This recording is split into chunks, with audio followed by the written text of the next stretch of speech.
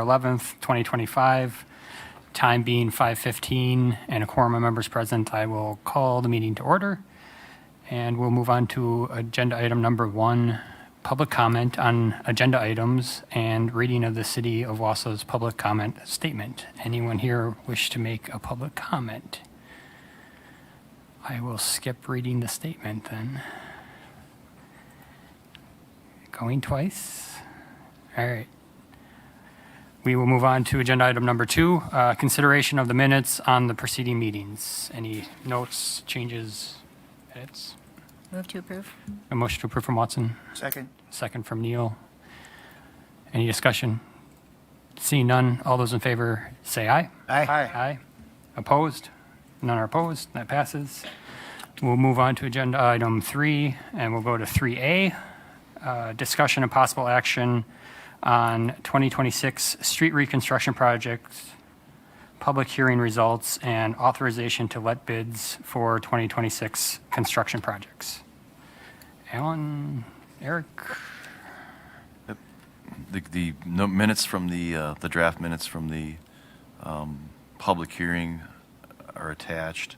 There wasn't a lot. There was basically one person who spoke in opposition to the assessments and the project. So in that, I guess I would recommend moving ahead with the special assessments on the project. And if anyone has questions on the construction projects that are listed, Eric and I would answer those questions. Comments, discussion? Alder Neal? Motion to approve. Motion to approve the street reconstruction projects and let the bids out by Alder Neal. I'll second that motion. Second from Alder Larson. Any further discussion? Seeing none, all those in favor say aye. Aye. Aye. Opposed? None are opposed, and that passes. We'll move on to item 3B, discussion and possible action on easement with Wausau Hospitals, Inc. for a sidewalk at 333 Pine Ridge Boulevard. So this is, I'm sure most of you are aware, this is where we vacated Pine Ridge Boulevard, and the hospital is going to be creating their parking lot and the new addition to the hospital. So one of the things of the developers agreement was we wanted the sidewalk to go through there to remain public. So this easement would make sure that the construction of the sidewalk, the Spires will construct the sidewalk, but the public will have access to it. So this easement would ensure that public access. Okay, thank you. Questions? Take a motion. Move to Motion to approve. approve. A motion to approve from Alder Watson, Second. second from Alder Neal.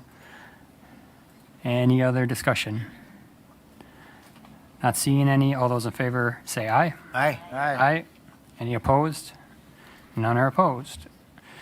And we'll move on to agenda item 3C, discussion and possible action on the final resolution to levy special assessments for 2025 alley paving project.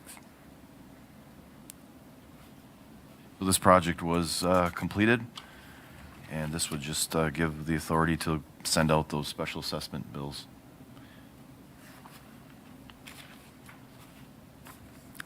Discussion, questions? Motions? I would move to approve the final resolution to levy special assessments for 2025 alley paving project. All right, I have a motion from Alder Watson, I'll second that. second from Alder Larson. Any discussion? See none, all those in favor say aye. Aye. Opposed? And none are opposed, that passes. Move on to agenda item 3D,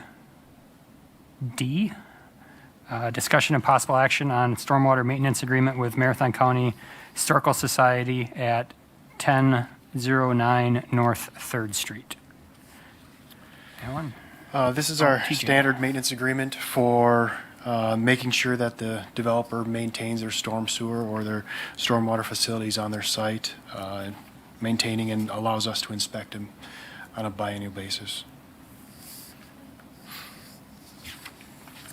Any questions? Motion to approve the stormwater. Motion to approve the stormwater agreement moved by Alder Neal, Second. second from Alder Watson. Any discussion? Seeing none. All those in favor say aye. Aye. Any opposed? None are opposed, and that passes. Move on to agenda item 3E. Discussion and possible action on parking restrictions on 4th Street between Grant Street and McIndoe Street, on Franklin Street between 4th Street and 5th Street, and on McIndoe Street between 3rd Street and 4th Street. And I will give the floor to Alder Larson. He kind of brought this forward. And Thank you, Mr. Chair. Yes, I had this placed on the agenda for this meeting because of the parking. First off, this is for all the new parking spots that the city and the YMCA paid for to park. So I don't know if everybody's aware, but the YMCA did pay half of the cost of these, I believe 33 spots, maybe 35. The problem here is that they put a 2-hour parking restriction on there, and then underneath there's a little bitty sign that says no after parking or no whatever. And 2 hours is just not enough time because here we are, we're encouraging our seniors to go down and use the landing. These particular spots were made pretty much for the landing because, excuse me, it was an agreement with the foundation that put the money in for this that they would not expand without expanding parking expansion. So basically, what happened, how I came about this problem is I got a ticket, and so I got a ticket for being over there 2 hours. Now, this is my day for Wednesday. Wednesday, I go down to the Y. I have lunch at about 11:30. I stay down there and play cards until 3 o'clock, and so I had a ticket on my car, and so after further investigation, I talked with Eric. I talked with the chief of police. He says, yeah, we're giving about 3 tickets a day down there.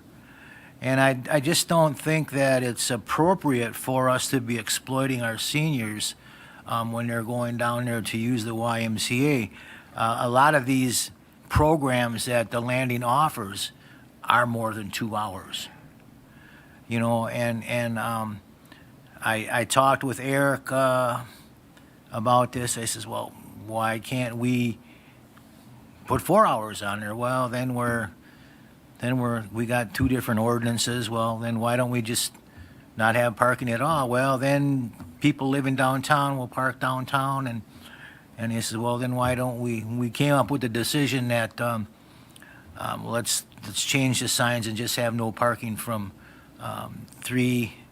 from midnight to 6 a.m. and not have any parking restrictions on these new spots that they put out for the landing. And granted that, a lot of these spots are over by where the new entrance is going to be, and a lot of them are not being used as of yet. But as soon as that new entranceway opens up, there's those spots are going to get used. And so I just thought I would open that up for discussion. I just don't feel that 2 hours is enough, given that, I go down there and use the landing. I see people, widowers and widows, that go down there and spend a few hours down there because that's what it's there for, to get them out of the house, to get it and be social. And then go out and say, well, you can only stay here 2 hours and you can't repark. That's total nonsense. So I'll just open it up for discussion now. Thank you. Alan, you want to go into more detail on kind of what's in our packet here? Sure. I mean, this was placed, the 2-hour signs were put there because this is part of the downtown parking district. So it's part of the whole downtown district, this area. So it wasn't just arbitrarily decided to put 2-hour parking in there. It was put there because it's within the district. Cost, it'd be minimal. Just take the signs down or change them however this committee wants. Alder Neal? Thanks. Well, I think that action came from discussions from this committee, maybe even from me, who might maybe started it. Well, here's the deal. Not to sound like, Joe Biden. The question that came up originally was, well, the Y wants these spaces for overflow from the Y, not only for for the landing, but for general use. But the landing was a big part of that discussion. The concern that I raised was, well, they're so convenient. If they were like unregulated, I mean, I could park there all day. I'm not talking about overnight. I'm talking about all day. I got a job downtown. I'm on the staff at the church across the street, or I'm on the staff right here in City Hall. Whatever, that's really convenient. I'll just park there, from morning until I leave in the afternoon. So that was the reason that we need to kind of ensure that this is not becoming a convenient thing for long-term parkers every day. My suggestion is, barring having to, change an ordinance, and change it to 3 hours or change it to 4 hours, is that we ask the PD, the parking officer, to adjust their rounds, to not go around there every 2 hours and handing out tickets, but maybe go around there every third hour or every fourth hour to make sure that we are catching, people that are just abusing it. That question of that, well, they had three or more tickets per day. There's no telling that those are all seniors at the landing. A couple of those could have been somebody that's just abusing the privilege. So I think it's an enforcement issue that we can just address, with PD and say, let's alter, the timing of the routing, through that area. And that way you're going to catch people that are there for like 5 hours. Another idea, though, is if they really want to do this for people at the landing as a convenience for them, then okay, let's get them all, rear window decals, the landing, and then parking officer can just cruise along. They're recording license numbers, but they're also be able to see, well, there's a landing. That's a permit, if you will. Might be a perk from their membership. And those would be, allowed to, escape being ticketed. Because sure, it could be that somebody's there for 5 hours. And, the landing is it's a social community for a lot of people. So I think that some creative enforcement, maybe some decal type situation, whatever, is the way to go about this. I really do not want to see just take all the signs down and let it be, open season on parking spaces there. That's really not why the spaces were put there, to provide, all day parking for people. So I do not support taking off the signs. I do support recommendation to PD and maybe a discussion with the Y about some kind of window thing. All right, thank you. Alder Larson? I just wanted to add too that in my conversation with Police Chief Barnes, I asked that a moratorium be placed on handing out parking tickets down there until we got this figured out, and he agreed to that. So they're not handing out parking tickets as of right now. I don't know if creative patrolling is the answer. I just don't. And the why being where it is, I don't see where, people might be ending up parking there all day, because there's really not any businesses real close by around there for people to have to park there for all day. So, thank you. Sorry, but in response to that, Yep, it's Alder. downtown. There's businesses all over down there. A 1 block walk to your business, the place of business is pretty convenient. Even a 2 block walk. And there's a lot of competition for parking downtown on a daily basis, both for visitors, customers, as well as people that work there. So, and I do think a creative solution, as I've outlined, is definitely doable, and I'm sure we could arrange something with Chief Barnes and the parking officer to address this, to kind of alleviate any worries about, ticketing the seniors there, or anybody that's using the Y, that's not a senior. They're welcome to park there too. But just like I said, making it open season is just not the answer. It just isn't. Alder Martins? Yeah, I know that, just eliminating, the parking, the parking restriction completely and leaving it, the ability to park there all day will probably attract a certain percentage of people that figure it out and start parking there on a regular basis. I mean, we had that problem. I don't think selective enforcement is the issue, because we've had that same type of parking issue downtown before we instituted no reparking, and because everybody that worked downtown would park on the streets, and they knew that some days some days parking enforcement would come through, some days they wouldn't, but in the long run it was cheaper than getting the ticket than to park and move your car around. So selective enforcement, I don't think is really the solution.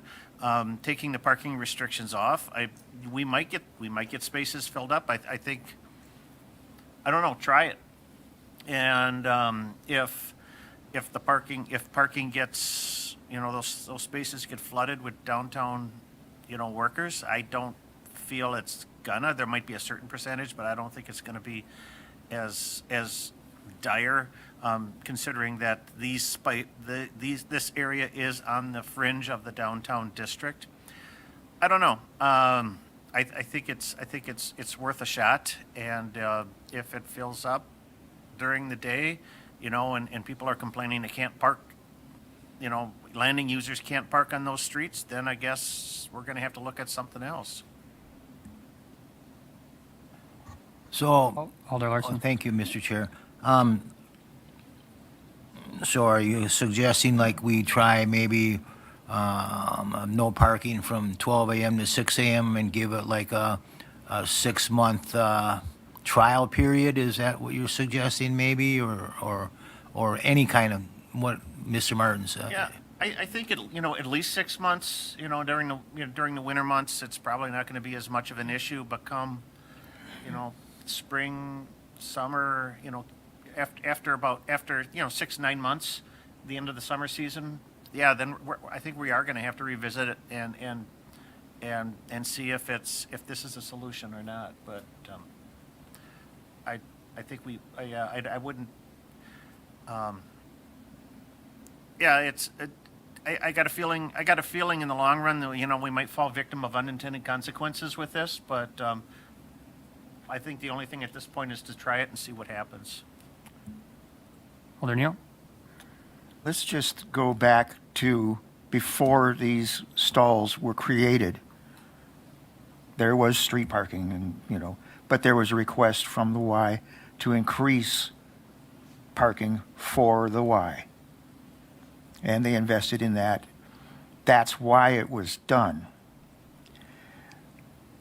And I don't think the intent, on the Y's part was, well, I don't care if somebody parks there from 8 o'clock in the morning till 4 o'clock in the afternoon.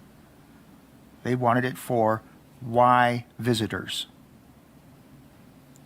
Now, if we just say, well, forget about it, we're not going to, have this restriction, even if we do it for 9 months or whatever, we're just going against the very reason why that project was undertaken.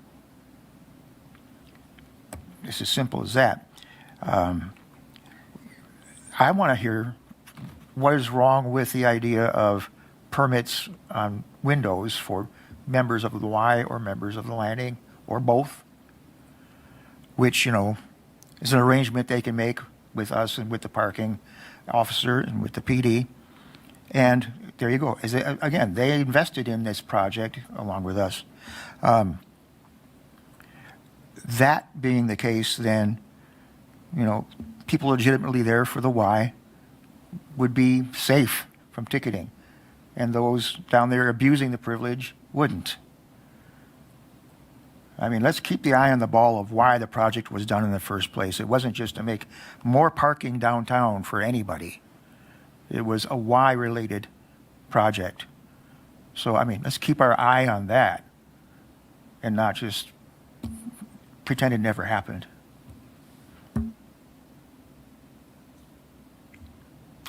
Alder Larson? Thank you, Mr. Chair. Then I would like to make the motion, if there's no further discussion, that we post that no parking from midnight to 6 a.m., and we'll give it a 6-month trial period. And if in fact we revisit it after 6 months and we find that we may need to go to a sticker system or something on the windows, we can revisit it at that time. Okay, I have a motion from Alder Larson. Do I have a second? Second from Alder Martins. Second, and then I also want to make a comment. And a comment, Alder Martins. Yep, and yeah, it's, I get the idea that this was a project that was, forwarded by the YMCA, but the end of the day is this is public parking, and public parking, anybody can park. It's pure and simple. That's the whole deal. So, we can't. I don't think we can say, why parking only, because it's a public street, public thoroughfare.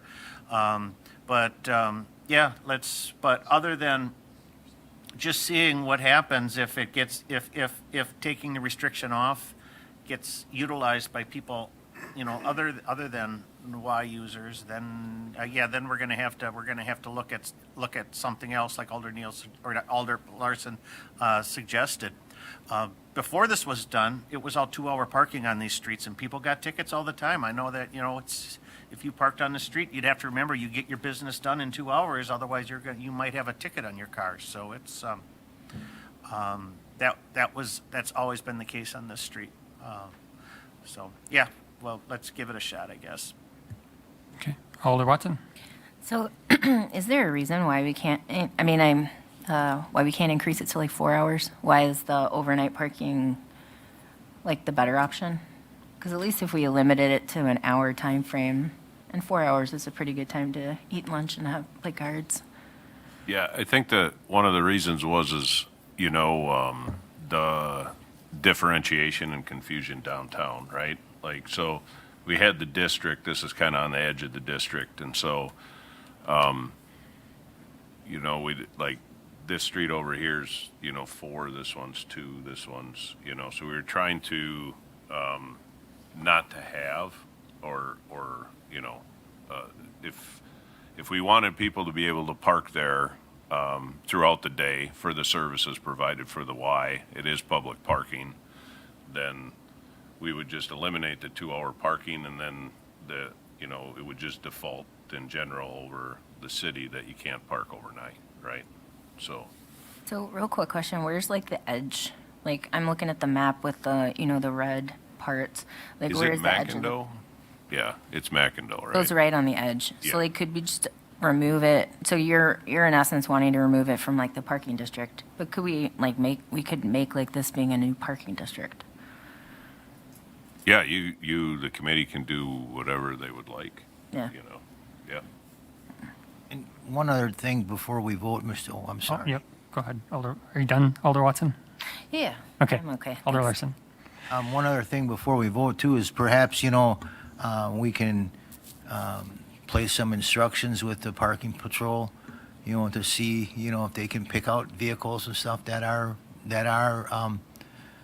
abusing the privilege or parking all day down there, so they can come back with some kind of data in 6 months. Sure. Yep. Okay, thank you. I think the other thing too, like when like right now, everything that we restrict, we have to sign, right? And so, the idea too is that if we just remove the signs, then we're not doing the 2-hour restrictions, right? Then it will default back to no overnight parking in the downtown area, so. Well, would you want to put no parking, overnight parking? I mean, because we had that discussion in your office, and you said that, that people that live downtown are always looking for places to park overnight. Well, And, there are restrictions downtown that you can't park overnight, and those are enforced. And I don't know off the top of my head what those times are, Lou. Can you remember what they are, Al? I can't remember off the top of my head. So, but like other areas of downtown, do we have general no overnight parking signs, or do we just have the restriction of the 2 hours? And then we identify when the enforcement is, which is typically 8 to 6. I don't think the no overnight parking is identified on the signs, is it? I think it's only when you come into the city. I think that's all we were required to do. Yeah. well, I mean, just so, per that conversation we had in your office, I mean, we don't want people parking over there overnight, and, They will get a ticket if they park overnight, because in Okay. general, in the ordinance. because, I mean, otherwise, there's plenty enough poles down there, you can just take a sign down and put the no parking, no overnight parking signs on the poles until this is, till we get something in stone, after the Yeah. trial period. Alder Neal? Well, again, to kind of keep the eye on the ball, the overnight parking is not really a problem that we're addressing with this issue. I mean, overnight parking, I guess by definition in downtown is not allowed. Correct. There's no need to sign to say that.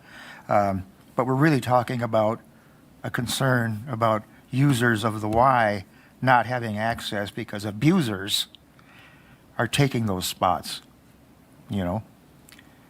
So that's the ball that we got to keep our eye on. I'll just add my thoughts right now. The parking ramp sits pretty empty. That's 1 to 2 blocks from a lot of downtown businesses. I don't foresee this becoming a big issue, but I'm sure if the Y starts running out of spots, we will be the first people to hear about it. And they came to us with an issue, and this is a solution to the issue. If it creates a different problem, I'm sure maybe in 3 months we'll be back taking it back out. But I feel it's worth a try at least. So I'll be supporting it. Alder Watson. I think that was an excellent capstone on our discussion. I'm ready to vote. Oh, I just thought what Chair said was fine, so I'm good. Okay. Any further guess- discussion? One clarification I would have, so Alder Larson, are you still proposing the no overnight parking from 12 to 6, or you would want to amend that out? Just take the signs out? I mean, just take that restriction out and just remove the 2-hour parking limit? Well, I guess I'll leave that up to you, Mr. Lindman. I mean, do you think that we had this discussion in your office, and that's Right. what we came up with. Do you want to leave the signs off and just have, or do? I would, just because we don't do that anywhere else downtown. Okay. So I think Okay, then I'll amend it then to have the no overnight parking all removed, or the no parking from midnight to 6 a.m. removed from my motion. Alder Martins, is that okay with you as a second? Yeah, I'm fine with that. Okay. All right, so basically we have a motion to remove the no parking signs from these parking No, stalls. the 2-hour parking The signs. 2-hour parking signs. Any further discussion? All those in favor say aye. Aye. Aye. Opposed? Hey, Okay, and that passes 4-1. Great discussion, everyone. And we'll move on to agenda item 3F, discussion and possible action on Wausau's MPO's cost-sharing proposal for the STP urban application for 17th Avenue from Stewart Avenue to Party Street. Anyone? Yes. So, like the staff memo says, engineering did apply for STP urban funding for 17th Avenue from Stewart to Party, which is a good project. It did score the highest in the MPO ranking. So, one of the issues is that the MPO only got 1.8 million. So it kind of restricts some of the funding. So like the staff memo also says that if the 17th Avenue were funded at 70%, it would take like 1.54 million. And then the scenarios were gone over on the second page of your staff report here. So I guess what the MPO had recommended, the TAC committee, was that if the possible scenario was that the city would take only 60% to fund the project, and that Grossman Drive in the Schofield would get 60%. We went back and forth on that a little bit, and I guess Director Lindman and I felt that even 60% probably not enough to make the STP urban funding where we want it. The MPO's typical funding is 70%. So I guess I'd make the recommendation that we go back to MPO requesting the minimum 70% funding with minimum 70%, but requesting the 80% funding. With STP urban funding, you can go up to 80% of the funding. So I guess we would request that the city get, it would be my recommendation, we request a minimum 70, but ask for the 80% funding level. Aaron Anklem from the MPO is here, if you have any questions for him, or maybe he can be more clear on this.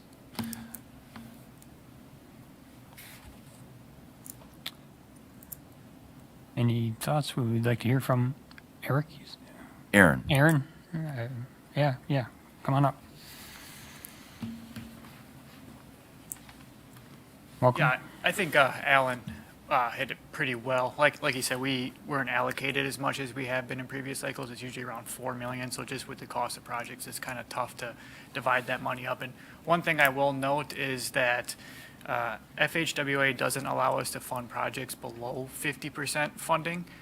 So on that, what was provided in your packet, those scenarios, at 70%, that leaves like 36%, which would not be eligible for funding. And the last thing the MPO wants to do is leave money on the table because that gets subtracted from a previous cycle's allocation. So there are other avenues we could take if you are requesting 70 to 80%. We could possibly put those funds towards a previously funded project through the STP Urban program in a different cycle. But no, I think Alan pretty much summed up the situation we got here. Okay. I would add too, when we work with the state and the DOT projects and the STP urban funds, there's considerable more expenses than if we do that project in-house without it. We have to hire real estate consultants. So those are additional expenses that the city has to put forth on a project. We typically wouldn't have to if we did that in-house.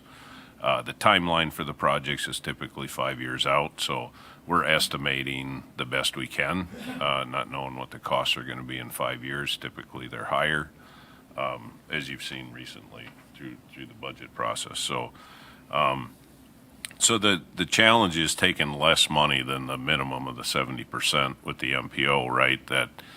That just commits the city to more obligation, right? More financial obligation, and our estimates, if they're underestimated in 5 years, if we didn't predict enough inflation, right, for those projects, then if we're not taking 70%, let's say we're only taking 60 or less than 60, well then it's just more money from the city. So I would highly recommend Alan's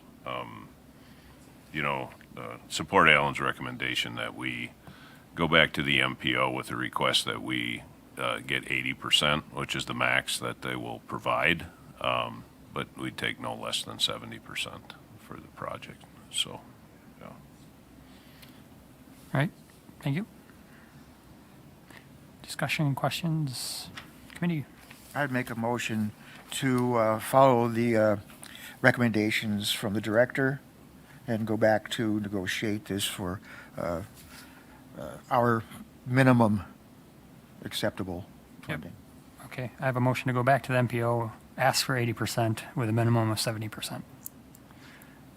I'd second. From Alder Neal, second from Alder Watson.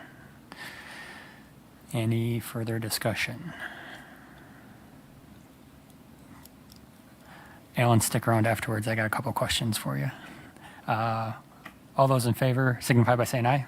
Aye. Aye. Opposed? None are opposed, and that passes 5-0. Thank you. Thanks, So sir. I just want to note that if this project is awarded and we do get, it'll come back to this committee for a state municipal agreement with those funding levels allocated. So this committee will see this it'll see a state municipal agreement, and then it'll see the project through. Okay, we'll move on to agenda item 3G, discussion and possible action, approving a site location and determining the process for purchasing of property for the proposed DPW fleet maintenance facility. Eric, Alan, Yeah, I'll take that. Eric, Thanks, yep. Chad. So that, hopefully you had a chance to read my memo that's in the packet explaining a little bit. Again, we're looking at 3 different properties so far for the fleet facility. We did get a request from Wausau Engines, which is adjacent to our property, to purchase their property, along with obviously all the buildings on it. So that's before the committee now. If the committee or the city wants to pursue purchasing properties down there, we had estimated that we would need to acquire approximately 12 properties down there to have enough space to put a fleet facility, right? To increase our footprint enough. This would be one property, and being as they asked, I thought I'd bring this back to the committee, but there's really, I guess, for the committee's consideration on my memo, there's like kind of, in my mind, there's kind of 4 options, right? Like, we could pursue just purchasing this one property at a time. We could look at purchasing all 12 properties, pursuing all 12 at the same time. We could look at focusing on other properties, like the MBX property, if that's what you'd like. We could take no action at this point, and just continue conversations with the county and kind of see if there's anything else that comes up. But I'm open for the discussion and any feelings that the committee has. I don't think any finite decisions have to be made tonight, but just to continue this conversation as time goes on, I think is important to keep it at the forefront, and so. Thank you. Alder Larson? Thank you, Mr. Chair. There's not much of, first and foremost, I am opposed to, purchasing 12 properties down in that neighborhood. I mean, with the price of homes and stuff nowadays, where are these people going to go? These are probably lower income houses, and where are they going to find houses? I'm not in favor of tearing apart a neighborhood. Marathon Box property, I think that's kind of sort of etched off the list because of the fact that now that we've got that, all of a sudden this money, this $250,000 came in from a foundation, so that specifically says that they want affordable housing there. Just for clarity, Lou, sorry, this is for the piece that we didn't purchase yet on Cherry Street, not the piece that we purchased, I'm sorry. Oh, okay. Yeah, okay. Okay, all right. No, I'll take that back then. Then where is this piece exactly? It's just north of that piece on First Avenue. Is that we over there purchased. by where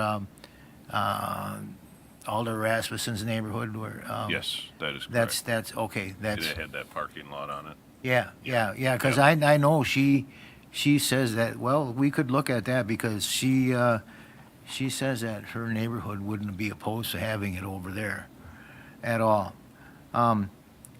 I also think the existing county highway site would be a great spot for it, but since there's, we can't get any guarantees or there isn't any guarantees as of yet from the county, to my knowledge, I would say let's look at item 1 and item 3. Thank you. Alder Watson? I would agree with Alder Larson. I don't like the idea of buying up additional properties, especially in this housing market. It's really hard for people to find a complementary, or a substitute. And I'm not really a big fan of like sort of compelling the sale of the parking lot because we'd need it, right, for the number two. Yeah, we would need it. So I am really I don't want us to take no action because we do need something, right?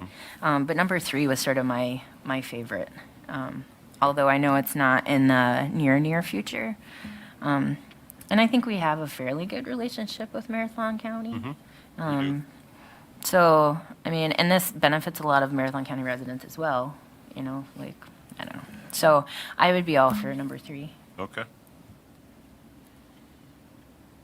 Alder Martins? Yeah, so the Cherry Street location, that's still for sale then, correct? Correct. Okay. Yeah, it's, I'm a little concerned with eminent domain because that's kind of like the nuclear option, but I don't know. I know that the owner of that property, we have come into an impasse, and I don't think there's going to be any solution anytime soon. But Cherry Street is of these 3 options, Cherry Street still seems like the most feasible of the 3. Purchasing 12 properties around the existing DPW is going to be expensive, especially looking at what the offer is for the one property. So I'm a little bit concerned about that. How much, we already have a $14 million price tag on this, and then we're going to add I don't know how many more million to acquire the properties. The West Street, I don't know. I don't think we're ever going to get an answer out of the county because they haven't even started, the construction of their new facility yet. So unless we can wait 5 years for the county to get what they want to do done, yeah, it's I guess I'd almost have to lean towards number 1 and see, maybe flesh that out a little bit more, see what our options are. Although it's not the most, eminent domain does not sit real well with me on that. Thank you. Alder Neal? Thank you. There's one sentence on the option number 3 that is confusing me. Okay. The city also made it known we are willing to assist and work with the county on the selling and possible redevelopment of other vacant county-owned properties in the city. I have no idea what I just read there. I don't know what that means. So the county has a lot of properties in the city right now that are vacant, right? The old social services down by the riverfront where parks used to be and the other ones. And so the one thing is that, when we had talked with the county administrator, the mayor and I did, that, the city, because these properties are in the city, we're willing, because we're the ones with the community development. We have, the ability to help redevelop properties where the county's really not good at that. So we did talk to the county administrator about the potential of the city assisting, right, with the redevelopment of these properties, as things move forward as part of a way so they just don't sit vacant forever. And so the thought is that, that hopefully the county administrator would talk to the board about that, even the executive board, and maybe there's an agreement or something that we could come up with, right? So that all of these properties that the county has in the city just don't sit vacant for years on end. Yeah. Okay. Follow up, please.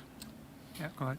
So the West Street location, the county highway site, is the discussion that our fleet facility would be shared there with the county site, or replacing that? What would the county site, where would they go?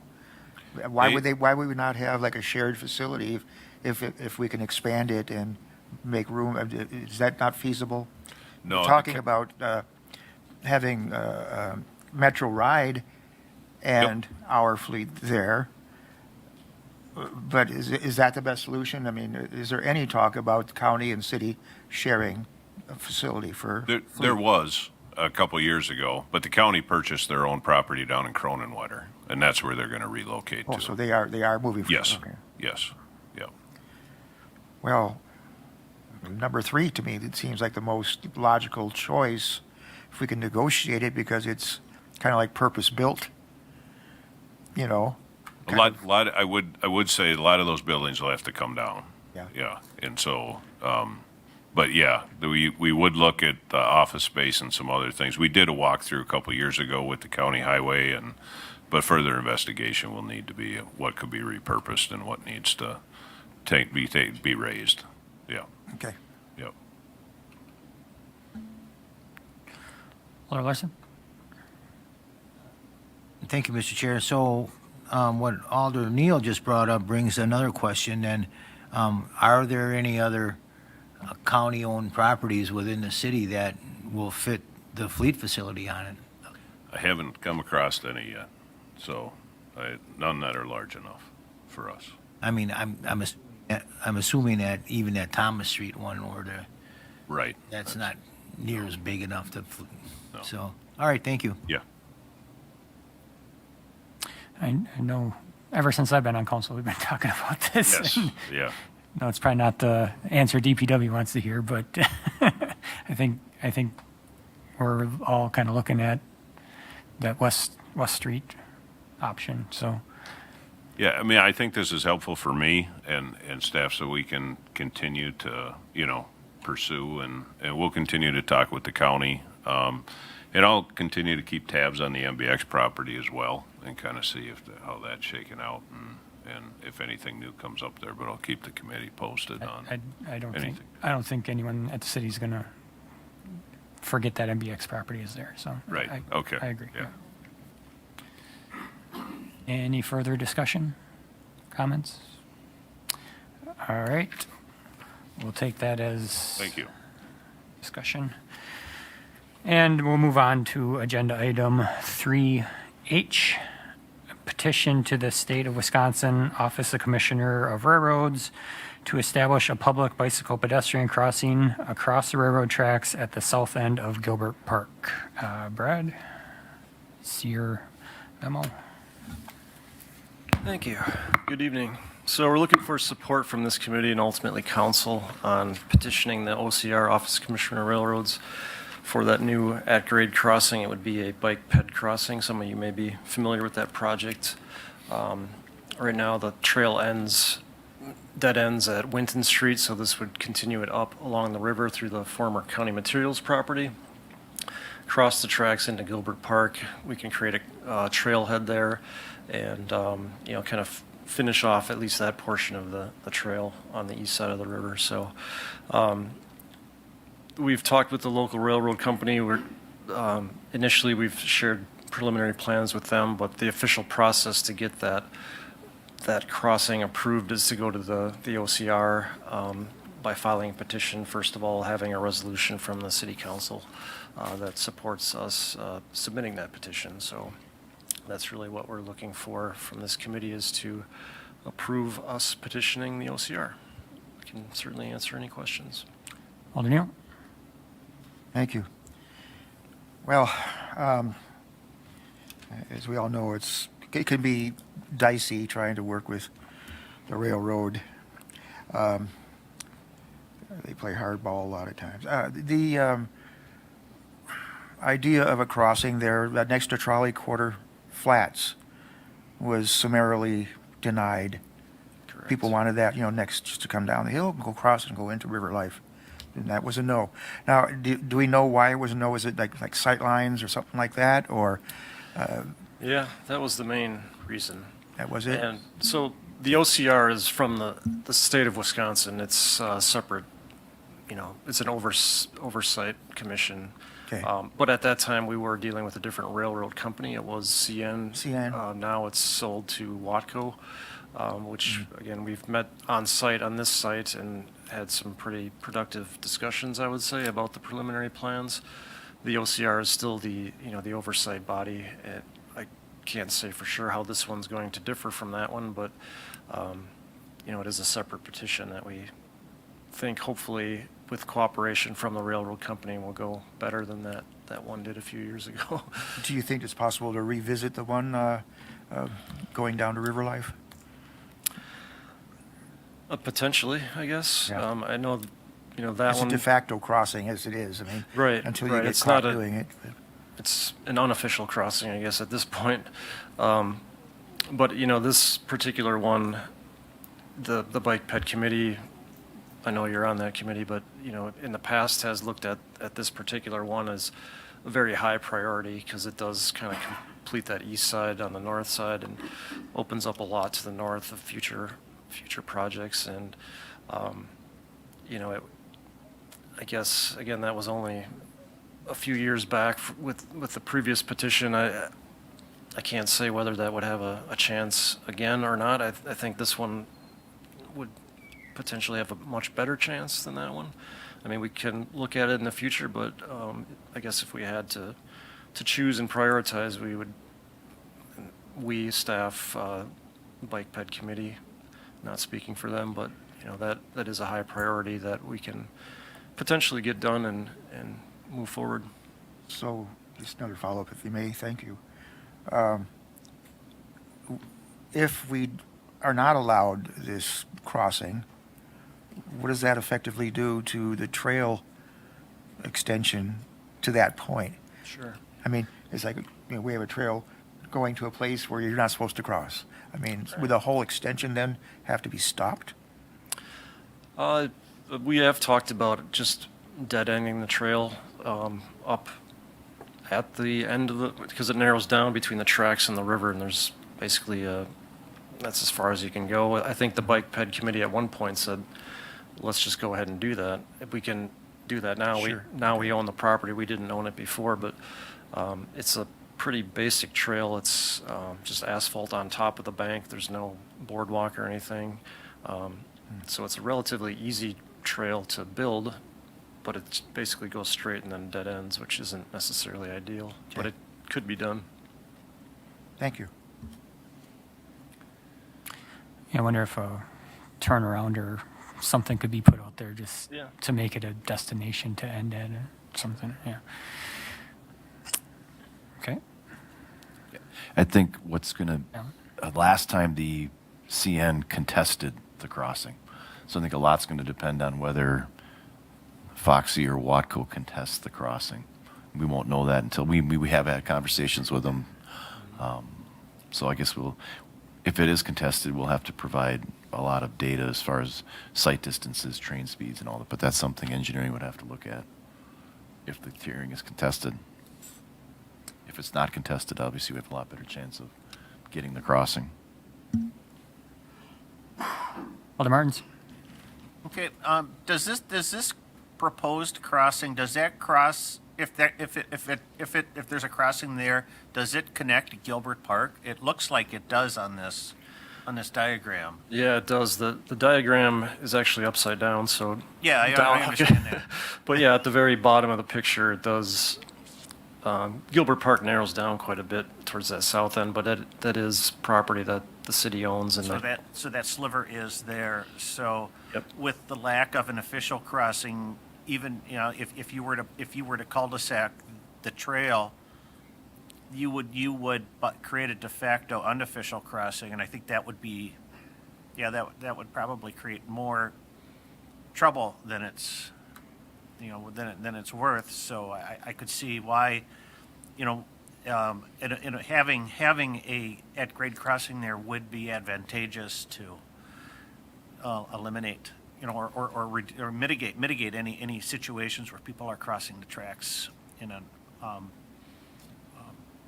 illegal fashion. right. So, Yeah, I'd say you don't necessarily want to promote, unsafe or Yeah. unofficial crossings. I mean, they happen all over the place, but it's not necessarily desirable from a safety perspective. yeah, So. it's safety. It's well, technically it's trespass. So That too. if the railroad wants to push it, so. I got to list a couple there if you're really curious. Any other discussion? All right. Need a motion to support this petition? Okay, I had a motion from Alder Martins. Second, Alder Neal. Any further discussion? All right, seeing none, all those in favor say aye. Aye. Opposed? None are opposed, and that passes. Thank you. And we'll move on to agenda item 4A, discussion on 2026 street reconstruction projects, update, review. TJ, you starting or Alan starting? TJ? I got this one. Okay. All right, so I'm going to go over a broad overview of our 2026 proposed construction or reconstruction projects, and then also follow up on our tree removal process and how that impacts our projects going forward that we discussed earlier this year. So first I'll go over the broad overview, and then I'll ask for questions, and then I'll go into a more detailed discussion on the trees. So first, we have 2nd Street and Division Street, which will be reconstructed together. All of these streets we're talking about is going to be a complete reconstruction, so that means water, sewer, full curb replacement, roadway replacement. Division and 2nd Street. 2nd Street is more of a commercial area where we're developing. It's just a short area, but it's right next to a building that's being reconstructed as a proposed bakery. So that's going to be a 36-foot wide road with parking on both sides. And then as you bend that corner on Division Street, it's got a really narrow right-of-way, only 32 foot of right-of-way. So we're going to maximize the road the best we can at 26 feet wide. Neither one of those streets have any trees, so no impact to trees there. Moving down to Stark Street, this is from 5th Street to 12th Street. For that first block from 5th to 6th, we're going to leave it as it is right now at 34 feet wide because it's right next to the school. But then as we're moving down from 6th to 12th, we're actually going to narrow that road down to 32 feet where it was 35 previously. Mainly, trying to save trees. It's not a bus route. It still allows parking on both sides of the street, saves on cost. So that's the reason why we decided to narrow the street from 6th over to 12th. And then, as you can see, we are removing approximately 43% of the trees on that street, but that's far fewer than we have previously due to discussions and narrowing that street. Then moving down to 8th Avenue, this is from Spruce to Bridge Street. Again, that road was at 36 feet, but we are proposing to narrow it down to 35 feet, not a bus route, all the same reasons why we are proposing to narrow that road. And really, it's, we're removing a little bit more, around 52% of the trees on that street. But again, far fewer than we have on previous projects over the last 5 years since I've been here. So, before I jump into larger discussion on tree removals, is there any questions on the broad construction or the roadway widths on the streets I've discussed? Alder Neal? Thank you. Well, I appreciate the effort to limit, the loss of trees. It'd be great if we could even do better. This is almost like on Stark, is particularly what I'm talking about right now, is almost every other tree essentially. Almost, not quite. And in some instances, it's ash or it's damaged trees, compromised, whatever. There's a whole bunch of instances where they're in good shape. But there's other extenuating circumstances related to water lines or upheavals of, sidewalk, whatever.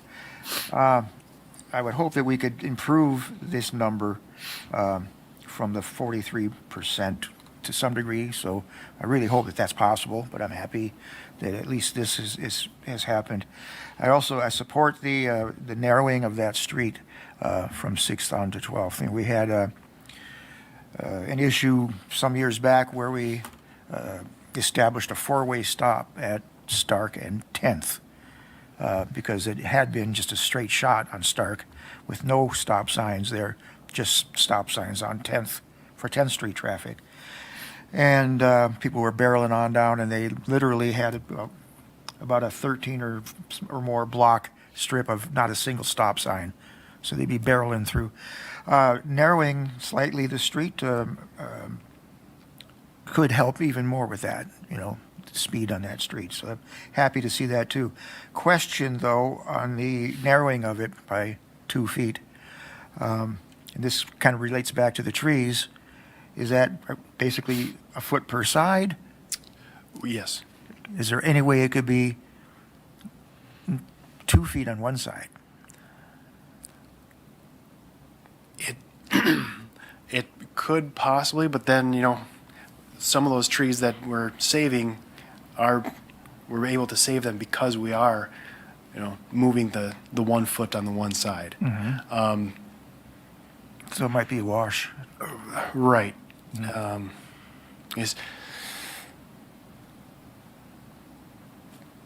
We could even narrow it down further, really. We could narrow it 2 feet on both sides, but per our ordinance, the narrowest we can go is 32 feet. So that's why we chose 32 feet. And,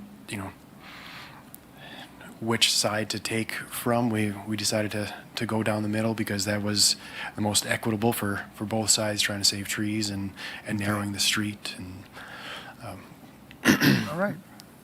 Well, thank you. And sure, as we go forward with the project, I hope, on a case-by-case basis, there might be some way to save this or that tree, by some slightly different engineering approaches. So this is not just planning, but actually like tree by tree, what's the physical thing right here that we might be able to deal with, or it's just beyond hope. So that's kind of in keeping in the spirit of that, trees are kind of thing we've talked about in the past, was treat them as individuals and find out, what might be done on an individual basis within reason. So anyways, thanks for the effort, and I appreciate it. yeah, and this is an evolving process. We're trying to learn. So I'll get into the trees here, if people don't mind. I know John, I believe he presented to Parks and Rec last week, gave a good presentation on our efforts. We reached out to the City of Madison. We had our initial conversation with the City Forester at the City of Madison. And then, that brought up more questions on, that was from the City Forester side. We wanted to understand how the engineering department deals with it. So we actually had another follow-up meeting with the city engineer at the City of Madison on what efforts they take. And the main ways that they go about saving the trees that they do is narrowing streets, narrowing sidewalks down to 4, and even in some cases they narrow them down even to 3 feet. They do bump the curb out a little bit in some areas. Mostly they try to keep it to where it's not like in the middle of a block, but towards the curb radius, so it's not just a bump in the middle of the road. Let's see what else. They give the homeowner options sometimes if their service goes underneath the tree to not replace the service. And then their most common approach and how they save as many trees as they do is they have 2 to 3 full-time staff that their job during construction season is to go around, identify the trees, and make sure that the contractor's not within this influence zone. And then once they do get to where that tree is and the construction is happening, they'll actually go in with picks and shovel and an air spade and to expose the roots and remove the dirt as close as possible to that tree so that that tree is not harmed. And then the contractor can come in, do their work, and then those employees, make sure that those trees are being treated as, humanely as possible, basically. But we don't really have the staff to go do that. Those other methods, though, we looked at those and saving what kind of trees we can this year. Narrowing the sidewalks didn't really come into play, or even the curb bump outs. Every year I went through our process of how we identify trees. I give our initial 30% plants to John. He goes through, reviews the trees, and then we go for a ride and we review what trees he's identified for removal, and then he has, about 10 of them that, I don't know, what do you think from an engineering perspective? And, keeping these trees in mind and how important they were, there are, 5 or 6 trees where we kind of like, I don't know, but let's try. So, there's some trees that we may have to remove during construction, but we're going to see, we're going to pay extra close attention and make sure that the contractor is aware that these trees are important and protecting these, individual trees. We're going to have to take some extra care, and it might take a couple years or, some slaps on the wrist to get it through the contractor's head that they're going to have to be more conscious of these trees. So that's the approach we're taking. We're taking it serious. John has been involved more during construction, during our pre-construction meetings, and we just talked last week that he's going to be, even more involved going forward, and taking more rides through our construction projects. So that's our approach, and like I said, it's going to be an evolving process, but that's where we're at right now. Alder Neal. Thanks.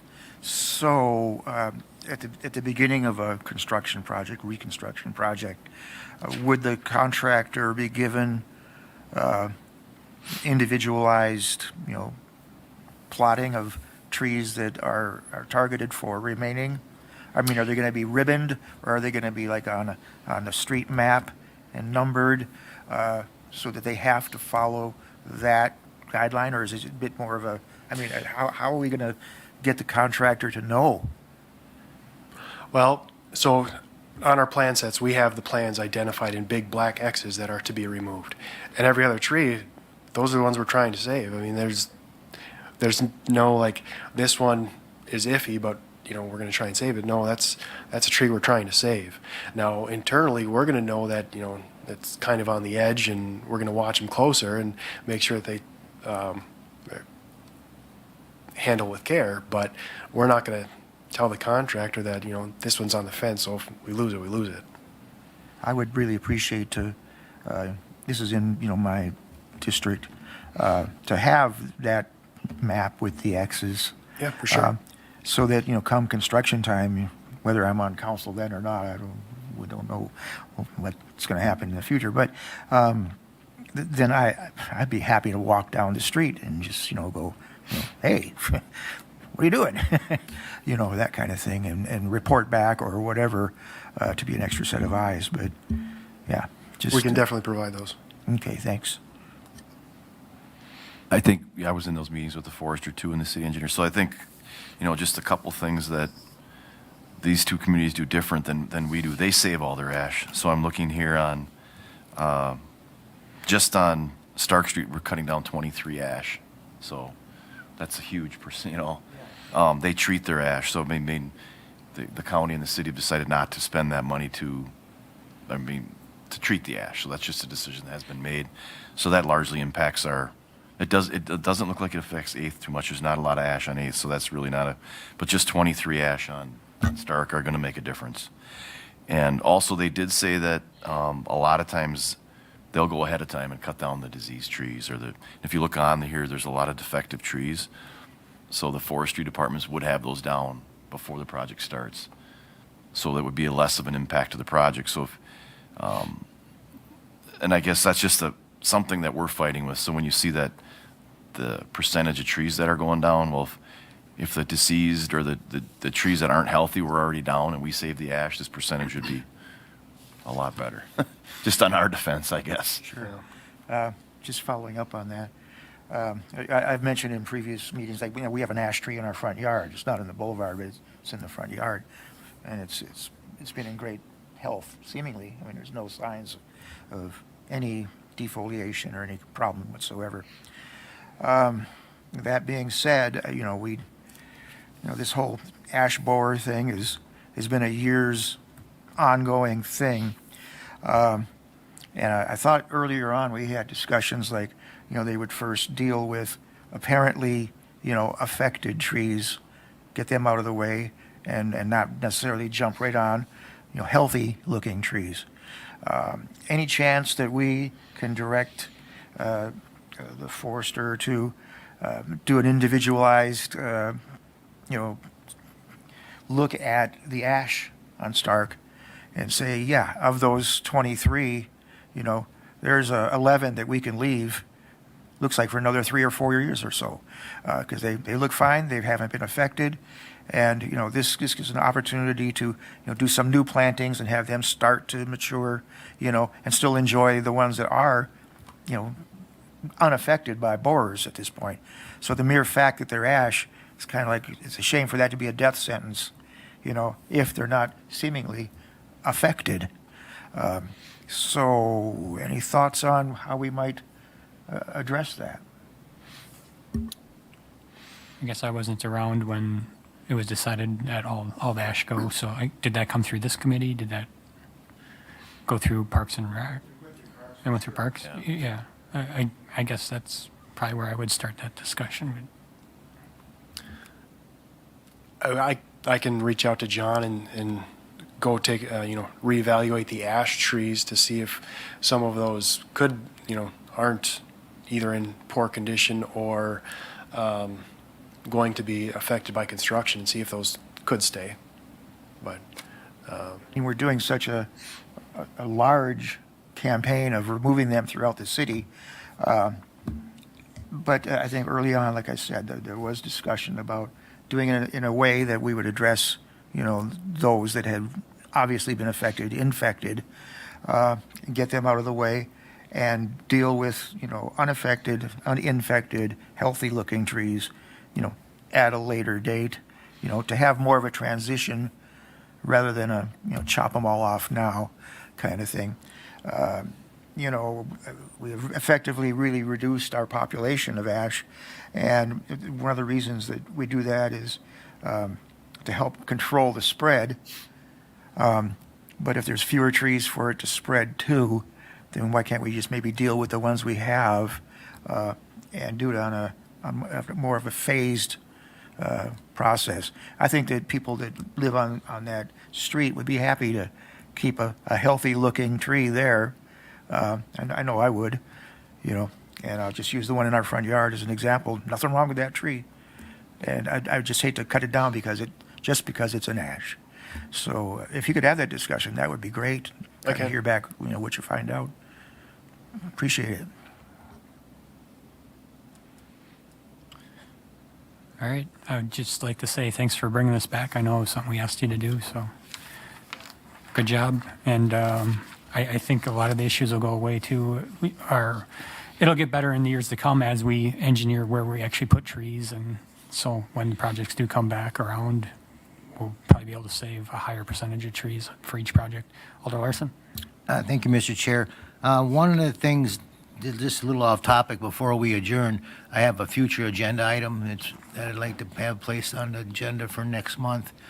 And that would be, I'd like to hear about an update. It's been a year or so since we discussed about the rail crossing gates on 17th Avenue. We should probably have an update on that. So if we could put that on the agenda for next month. Sure. Thank you. Yep. Any other discussion? Otherwise, we're done with the agenda. We'll move on to adjournment. Motion to adjourn. Alder Neal, second by Watson. All in favor, say aye. Aye. Aye. We stand adjourned. Thank you, everyone.